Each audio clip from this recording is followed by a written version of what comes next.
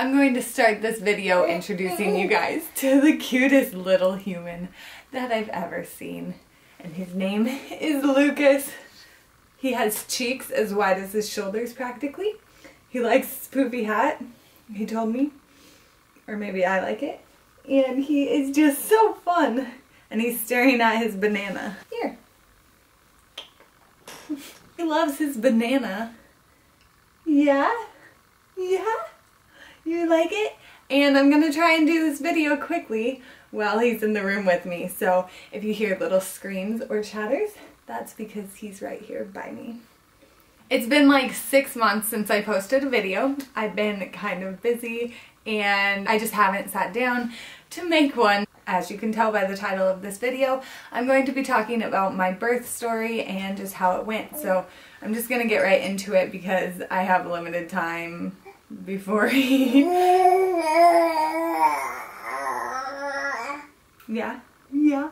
before he might want something. So I went into the doctor and they said that I had to be induced at 39 weeks and a couple days within that week. And I really didn't want to be induced. I'd rather just go into labor naturally if I could. And so we kind of talked more and more about it. And they decided that at 40 weeks I could go in, and if everything was looking good, then they would let me go home and try and go into labor naturally. I went in on the 40-week deadline. After monitoring me for a little while, they noticed a couple dips in Lucas's heart rate, and it was after like a mini contraction, which I wasn't feeling any contractions at all. That night I stayed in the hospital so they could monitor me and just see how everything was looking, and everything was pretty good. There was a couple dips through the night, but I ended up staying until about 5 p.m. that next day, which when I went in the day before, I thought I'd be there for like an hour and leave. So it was kind of stressful and really kind of frustrating because I had this like idea set in my head that that's how birth would go. I could go home and just go on my own, but things change, and especially with birth, you can't plan anything. Also, in that time, my mom had come and my sister-in-law was due 5 weeks after me in November, and she ended up going into labor 5 weeks early and delivering her baby like within the hour she got into the hospital. So we get that call all while being in the hospital trying to go home, and it was just so emotional and stressful. It's so exciting for her, but also kind of scary because they had to go to the Nicu because it was a preemie, but everything is good with their baby and he's as cute and happy as can be, but it was stressful at the time. So fast forward, I ended up going home that night, so I didn't stay 2 nights, and I decided that the next day I would come back and I would get induced. And even though I didn't want to be induced, I thought it was probably best for the health of Lucas and myself, and so it was worth it to me to be induced. So that night I thought I could get a good walk in the next morning, a good night's sleep, and I felt great going in the next day. I was refreshed and slept and got fresh air, and I was ready to have the baby. And so they, instead of starting me on Pitocin, I wanted to start with a Foley bulb, which is like a more natural inducer, and it's like this little ball they stick up there, and it expands and eventually falls out, and it kind of forces your uterus to open. So I tried that. I had it in that afternoon, the first night I stayed there. Nothing was really happening for a little while, and then all of a sudden I started getting contractions, and they were pretty strong and pretty close together, but they weren't like horrible. And at first, looking back now, I think I thought that's what a contraction was. I was like, okay, I can get through these, this is fine, but I didn't know yet. So that night I had some contractions, and then I decided to just go to sleep and see what would happen. And throughout the night I didn't have any more contractions. They were monitoring me the whole time and everything looked good, but no contractions. The next morning, nothing. They measured me and I was like 2 centimeters dilated, so really nothing changes. The Foley bulb is supposed to dilate you to about 4 or 5 centimeters, I think, and So it was kind of disappointing. So we kept it in, and then the doctor decided that it was probably time to start Pitocin. And so I was like, okay, which I didn't want Pitocin necessarily because I've heard that the contractions are like way worse with it, and I didn't really want an epidural, so I was like, I don't know if I can handle it, but we had to do Pitocin at the end, and that was fine, whatever makes for a healthy baby and for my health. So we started it, and nothing was happening. Maybe 4 hours later, once they kicked the Pitocin up a little bit, it started and it came in full force. It was nothing like the night before. Those were mild cramps in comparison, and it was intense. So I also had a doula that I called, which is kind of like a birth coach, and since I wanted to not have an epidural, I thought she could help and kind of get me to focus on other things. She knew different positions that might help, and so I was talking to her in the meantime. 3 p.m. about, I think it was, the contractions started. Just like that. It felt just like that. I had all these plans for my birth, like I'll have essential oils and I'll listen to this playlist I made, and it would just be so delightful. But at that time, music, no, it was the worst music. It was like so upbeat and stressful, and then I didn't want to smell anything. I should have figured that, but no essential oils. So we did find this YouTube playlist, and it was like soothing music, and that was perfect. I wasn't in any mood to like text the doula, so Arthur texted them for me and said to come. Things were going fast, and so, which fast for a first-time mom can mean like 24 hours, we found out.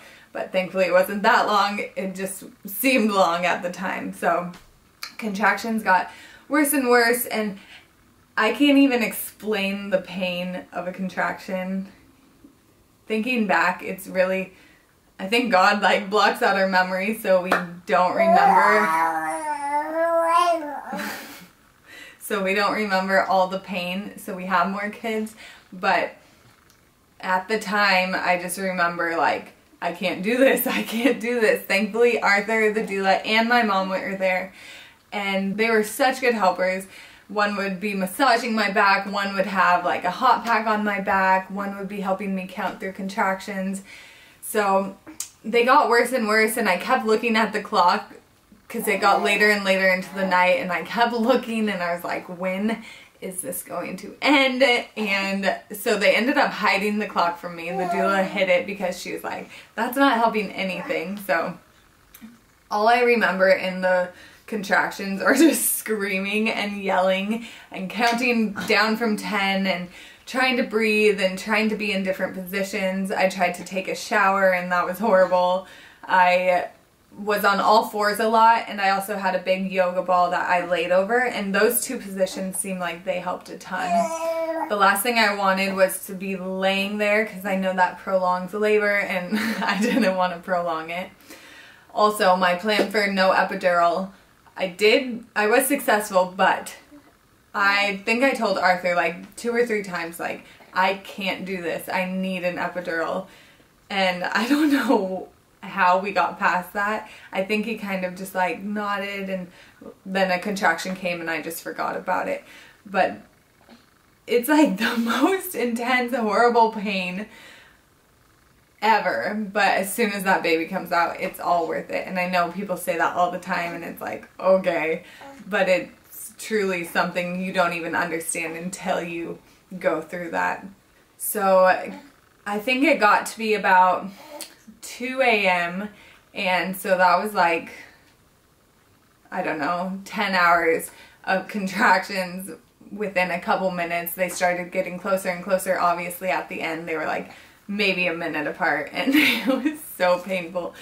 But the lights were dim, there was music, I had 3 great coaches and help, and we got through it.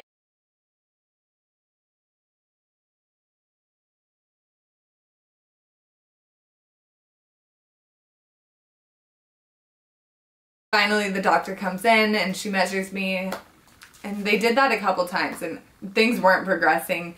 And I remember after a few hours of contractions, I was still like 6 centimeters, so I was pretty disappointed. And thankfully things just keep going and you kind of forget about everything because your contractions are so painful that that's all you can focus on. So after about 10 hours of contractions and intense pain, the doctor finally came in and measured, and she's like, okay, it's time to push. Felt like forever. I would watch her like put on her gloves and get all the equipment she needed, and I was like, hurry up, get this baby out of me because I can't handle much more. And so she finally started, and some people say you get like an urge to push. My mom said she never had one. I definitely had one, and it's like such a weird feeling. I feel like the contraction part of labor is the worst part, and that short time you're pushing where the baby's actually coming out, surprisingly, it's not the worst part. It's a weird feeling and it's painful, of course, but it's just different. So I ended up pushing for about an hour, and I tried different positions. I tried squatting, which wasn't helping. I tried laying in bed, which that was kind of slowing things down. I ended up giving birth on my side, which I never thought I would do that. So I gave birth on my side, and it's so weird because they're like push, push, and the baby comes out a little and then goes back in. So just when you think like, is he out? Nope, he goes back in. So it's kind of weird because you never really know, like, is this the final push? Is this? And I feel it all, but it's like all so painful down there that you're like, I don't know what's what. And so they even had me touch his head, and I was like, no, I don't want to do this. That tells me nothing. Am I even feeling his head? Everything was like horrible. And so he finally, the head came out, and once the head was out, I knew that it was pretty easy after that, easy to just push everything and he would be out. So I just focused and I pushed, and he came out about an hour later. That moment when they bring him up, Arthur actually got to hold him and pull him out and put him on my chest, which I thought Arthur would faint through this all, but he was so good. And I was so surprised. I think he was too. But he pulled him up, and it was just the happiest moment of my life, seeing him for the first time. He was so cute. And the first thing they said was like how alert he was. And since that, he's been so alert. He's always like wide-eyed and always looking around.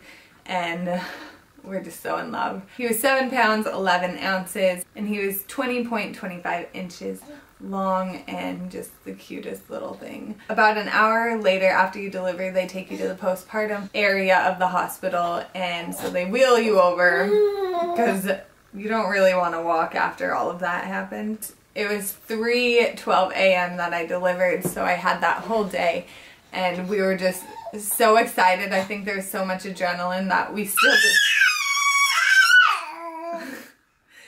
that at like 7 we were still awake and we didn't want to sleep because it was just so exciting. That night they do their first check, and around midnight some lady came in, one of the nurses, and she took him and said she's going to measure him and just do their basic checks. She comes in around 3 a.m. and is like, we need to take him to the NICU. He has fast breathing and we're a little worried about that. So we walked him to the NICU, and that was like one of the scariest moments because it's such like a euphoric and happy moment when he comes, and then even less than 24 hours later he's in the NICU and you're like the most scared of your life. We ended up staying in the NICU for about 4 nights total, and it was so stressful and scary, not to mention my brother and his wife had their baby. Yes, what you talking about? My brother and his wife had their baby in the NICU for 10 days because he was a preemie, and so it was just a stressful time for everyone. But he was in at first for fast breathing, and they thought they heard a heart murmur. So the next day his breathing slowed down, the heart murmur went away, and I guess that's actually common in newborns. Water can get in their lungs, so it causes fast breathing. And the heart murmur it goes away on its own. The next day we're like, okay, let's go. But then he had a low heart rate, so they kept him in for that. So after his low heart rate, they just thought maybe he's just a baby with a low resting heart rate. Everything else looked normal. Thankfully, everything was good by the 4th night.